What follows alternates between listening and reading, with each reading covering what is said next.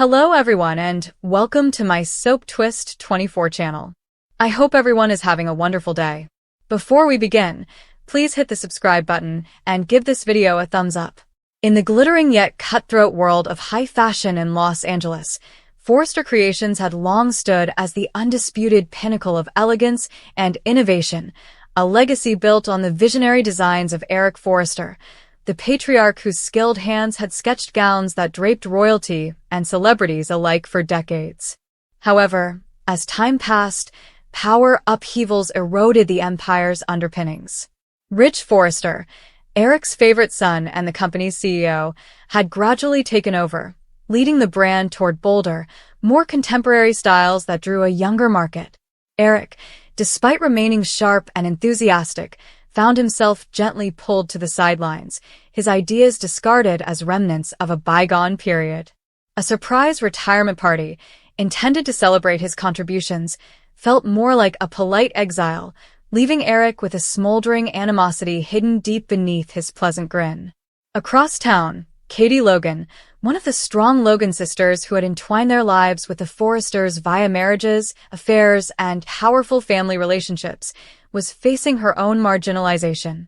For years, she had been the stalwart head of public relations at Forrester Creations, handling crises with calm and commitment. However, Katie was sidelined in a cost-cutting move that prioritized external corporations after a recent crisis, with her knowledge considered unneeded. The sting of being underestimated hit her hard, especially coming from her own sister Brooke, Ridge's wife and a significant person in the firm, as well as Ridge himself, who appeared unconcerned about the blow. Katie's devoted husband, Bill Spencer, the media entrepreneur behind Spencer Publications, saw the unfairness clearly. As a wedding present, he gave her the ultimate empowerment. Her own fashion firm, fully funded and ready to launch, a competing endeavor that would allow Katie to slip out of the Forrester shadow and make her own path. The announcement caused shockwaves throughout the business. Katie, with her great eye for talent and unwavering determination, wasted little time putting together a squad. She obtained the trademark for Logan, a name Brooke had long linked with her own legendary bedroom line at Forrester, but which had lapsed in registration owing to a mistake. Brooke and Ridge were enraged, seeing it as a personal betrayal and a direct assault on the Forrester legacy. They engaged Carter Walton, the company's chief operating officer and an experienced attorney, to investigate legal options to prevent Katie from using the name, claiming it belonged to their brand. But Katie remained steadfast, aided by Bill's resources and Liam Spencer's quick thinking in securing the trademark before they could respond. Eric, retired and restless in the Forrester mansion with his devoted companion Donna Logan, overheard murmurs about the brewing animosity at family gatherings and industry gossip. At first, he sympathized with Ridge and Brooke. After all, Forrester Creations was his life's work, the firm he and his late wife Stephanie had built from nothing. However, as information emerged about how aggressively Ridge and Brooke were sabotaging Katie, trash-talking her objectives, and preparing legal sabotage, Eric's perspective changed. He recognized parallels with his own experience: rejection, a lack of appreciation for years of commitment, and the belief that one's contributions were disposable. Katie had always held him in high regard, seeing him as more than simply an employer or in-law, but also a mentor and father figure. Despite their problematic relationship with the Forresters, the Logans had infused his world with life and passion. One pristine afternoon in early January, Eric had an unexpected visit from Katie at the estate. She arrived with a bottle of his favorite scotch and a folder full of preliminary sketches for her new line, hoping to get his advice as a renowned senior in the industry. Donna greeted her pleasantly, sensing the tension in the air, yet encouraging the conversation. Katie vented her feelings as they sat in the spacious living room overlooking the manicured gardens. Brooke's treachery, Ridge's animosity, and the exhilaration mixed with anxiety of beginning over. Eric listened closely, his eyes revealing a profound knowledge.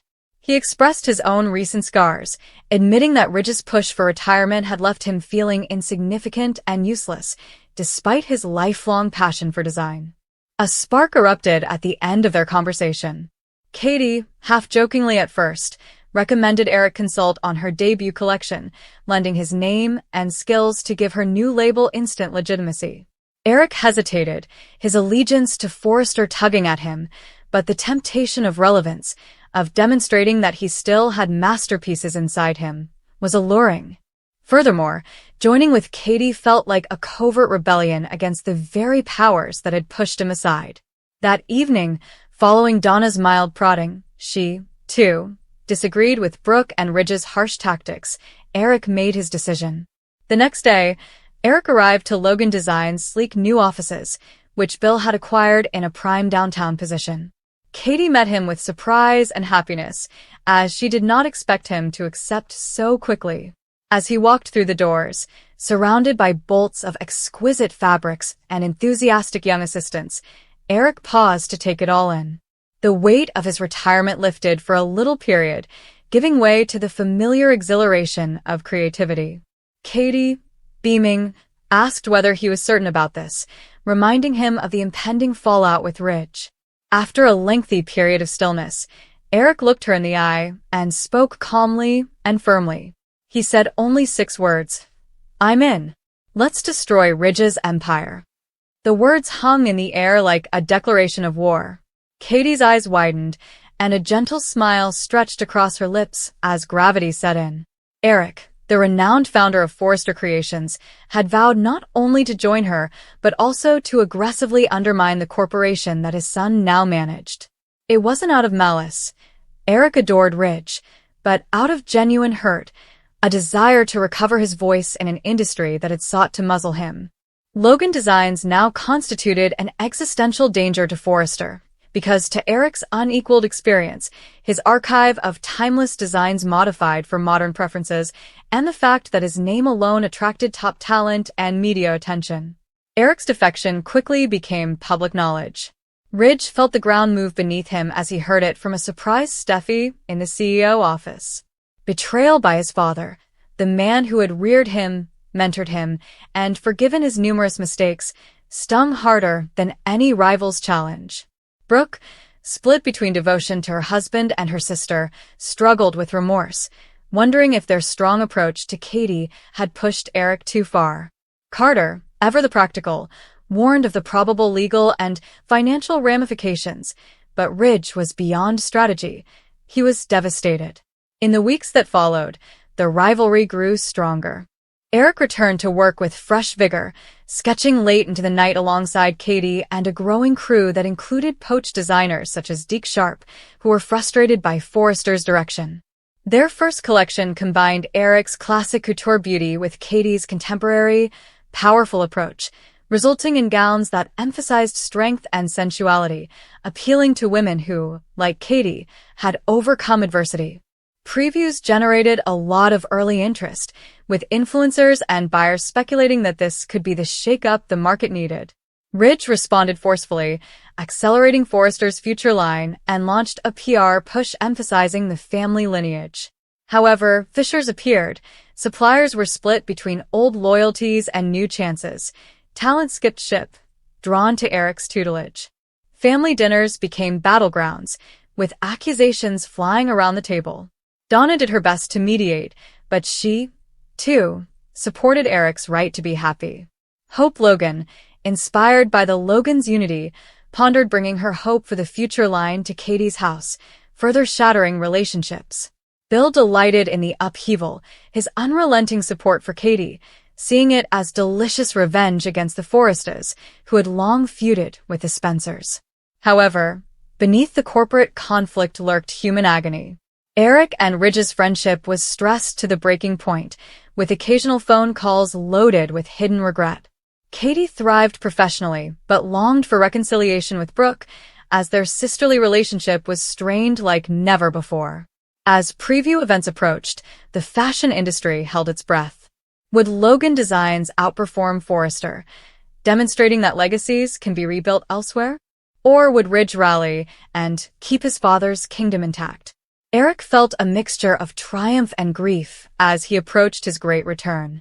His 6 words sparked a maelstrom that would reshape families, fortunes, and the very fabric of Los Angeles couture. The The drama played out in boardrooms and bedrooms alike, with alliances shifting and secrets coming to the surface. Katie discovered new levels of leadership, commanding respect with calm authority. Eric, rejuvenated, taught young designers, imparting wisdom while inventing fearlessly. Ridge, faced with his greatest struggle, questioned his choices, wondering if pride had lost him his father's confidence. Months passed in a swirl of sketching, fittings, and conflicts. Eric's pledge was reflected in every decision, resulting in a collection that startled at its premiere show. Models flowed down the runway in airy designs, and the audience erupted in enthusiasm, drowning out Forrester's simultaneous event across town. Critics praised it as Eric's revival and Katie's success. In the aftermath, reconciliations were sluggish to occur. Ridge approached Eric tentatively, recognizing his shortcomings in pushing for retirement. Eric, softened by success, forgave while remaining strong on his new course. The companies coexisted as rivals, pushing one another to new heights. Katie's house expanded, becoming a beacon for underrepresented voices in fashion. Eric's choice to join Katie's company sent a silent tremor through everyone who thought they knew him. For decades, he had been the steadfast cornerstone of Forrester Creations, the man whose name was synonymous with lineage, tradition, and an almost unwavering commitment to family. But now he stood in a different office, under a different banner, with a different fire blazing in his eyes. When he eventually spoke, it wasn't a lengthy speech or a well-crafted explanation. It was 6 words, measured, deliberate, and terrifying in their simplicity. 6 words that made it plain he was no longer on defensive. Ridge never saw it coming. 6 words that meant war. Katie observed him attentively as he spoke, looking for signs of hesitancy or doubt. She found none. Eric was peaceful, but it was the calm of someone who had accepted the consequences of his conduct. Those 6 words were more than just a statement. They were a promise. A vow. Ridge had no notion that the ground beneath him was already shifting. Eric hadn't taken this decision lightly. For months, if not years, he'd watched Ridge consolidate control, change the corporation, and rewrite the Forrester legacy story in ways that pushed Eric to the edges. It wasn't only about commercial considerations. It was about respect. About being heard. About recognizing the foundation on which everything else was built. Eric had tried patience. He had tried conversation. He had attempted compromise.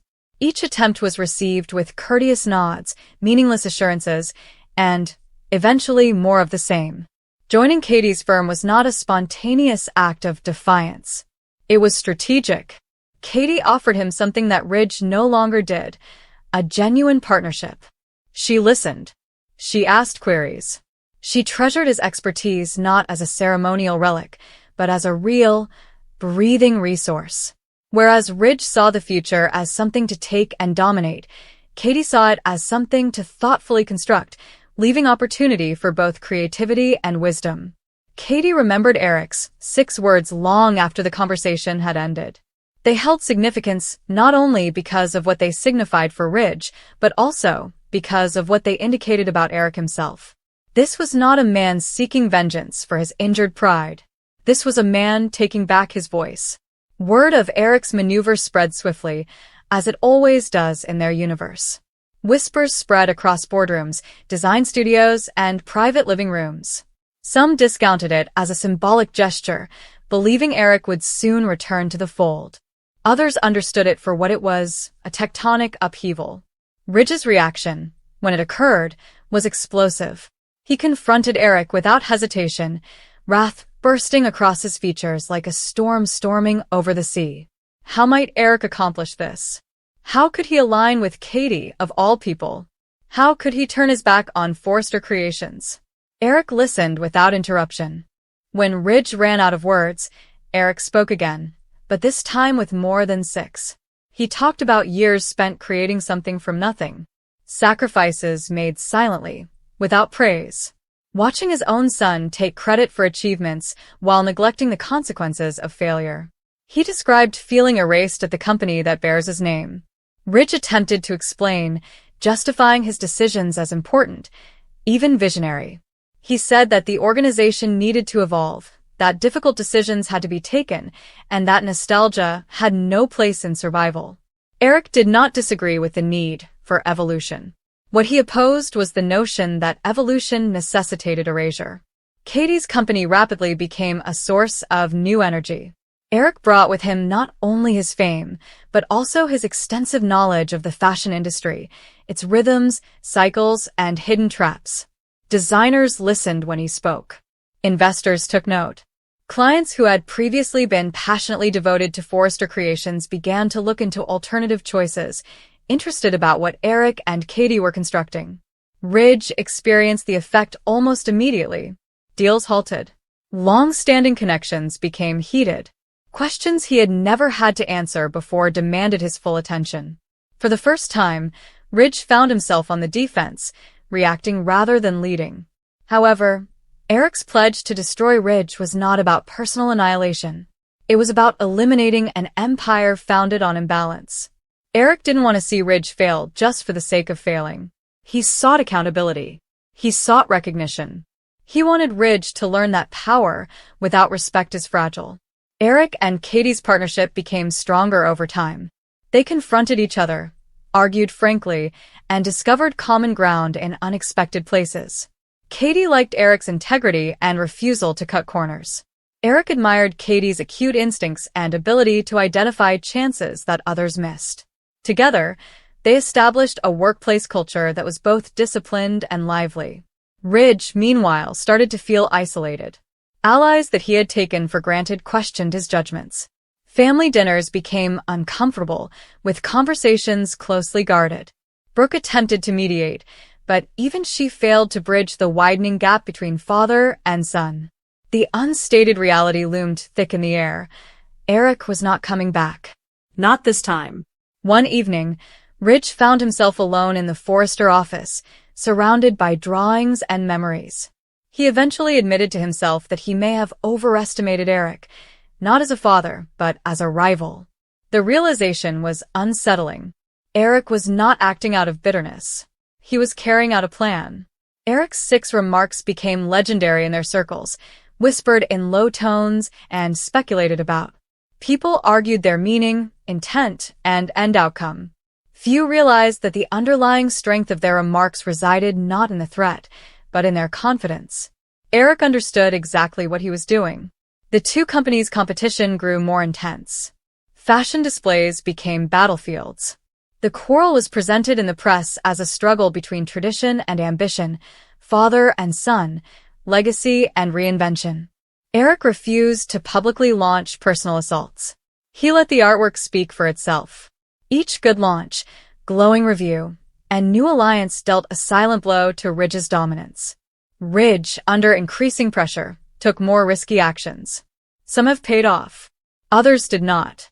His once unwavering confidence began to erode, giving way to irritation and defensiveness. He couldn't get the impression that Eric was always one step ahead, predicting his every action before he made it. Despite all, Eric saw no delight in Ridge's struggle. There were times, late at night, alone with his thoughts, when doubt crept in. He wondered if he had gone too far, and if there had been another option. But each time, he remembered the years of stillness, the conversations that went nowhere, and the gradual loss of his position within his own creation. Katie saw those times of silent struggle and never pushed. She knew that Eric's conflict was both internal and external. She provided support without judgment, partnership without control. In many respects, this was what made their partnership so powerful. The final clash occurred not in a boardroom or at a fashion show, but in a private meeting called by mutual acquaintances trying to avoid total destruction. Eric and Ridge sat opposite from one another, the atmosphere heavy with history. Ridge charged Eric with betrayal. Eric accused Ridge of forgetting where he was from. Voices soared and then fell. Anger yielded to tiredness. Finally, Eric spoke, not with 6 words this time, but with complete honesty. He informed Ridge that destruction was never his intention. Transformation occurred. If Ridge couldn't see the significance of balance and mutual respect, the system he had created deserved to fail. Ridge heard for the first time. It was unclear whether such listening would result in change. It was evident that Eric had already transformed the game. He restored his power by entering Katie's presence, pronouncing those 6 words, and remaining steadfast in his resolve. The future was unwritten. Alliances could shift. Empires can rise or fall. But one thing was certain: Eric was no longer a shadow of the past. He was a force in the present. And Ridge, whether he liked it or not, would have to deal with the repercussions of underestimating him.